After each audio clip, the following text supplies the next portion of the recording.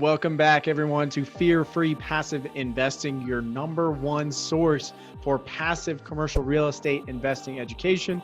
Today is Friday, May 1st, so we're doing Friday 5 today. If you're new here, welcome. Friday 5 is where we talk for 5 minutes, give or take, about things that passive commercial real estate investors need to know before or during their investment process. Now, today is May 1st, which means rent is due. May rents are officially due today.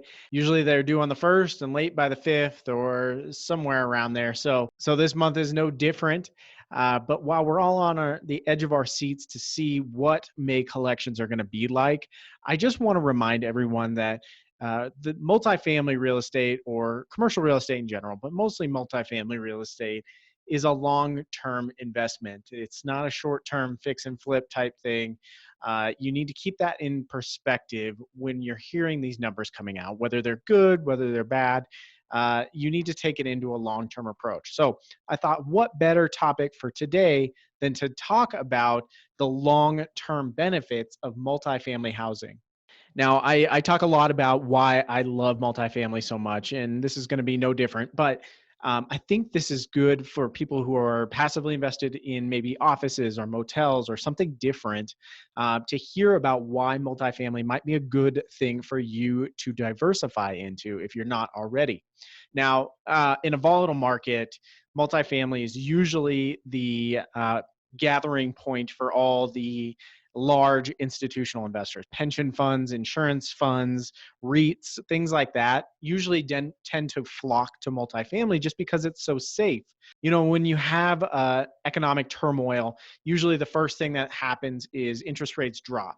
Now, that is perfect and a huge boon for people who are actively investing in these properties when you can secure that low interest rate, long-term fixed debt. So that really helps multifamily.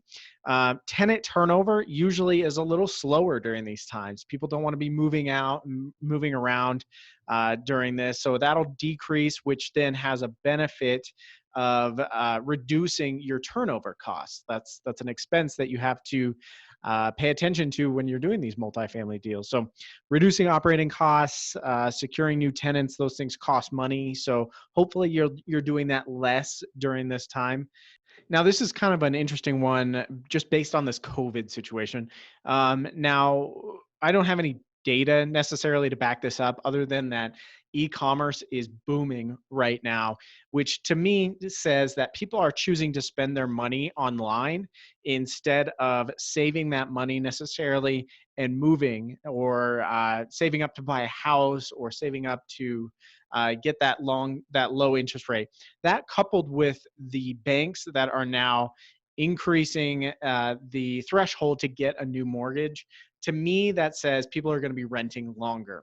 And finally, with this slowdown in construction and everything, I'm guessing that people are a little hesitant to start breaking ground on new construction for apartment buildings. And so what that does is the supply and demand just means that with less units being built, the units that are currently existing are going up in value, basically.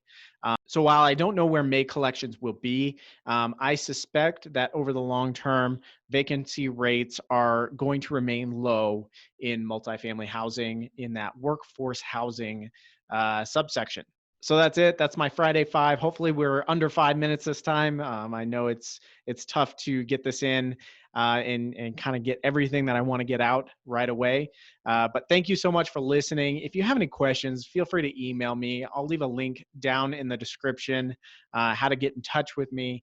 But if you're watching on YouTube, thank you so much. If you wouldn't mind hitting that subscribe button and hitting that like button, that really helps. If you're listening on the podcast, a way you could really help is to share this with a friend who you think should be investing in real estate. So thank you so much. I'll talk to you next week. We're going to change up the schedule a little bit next week.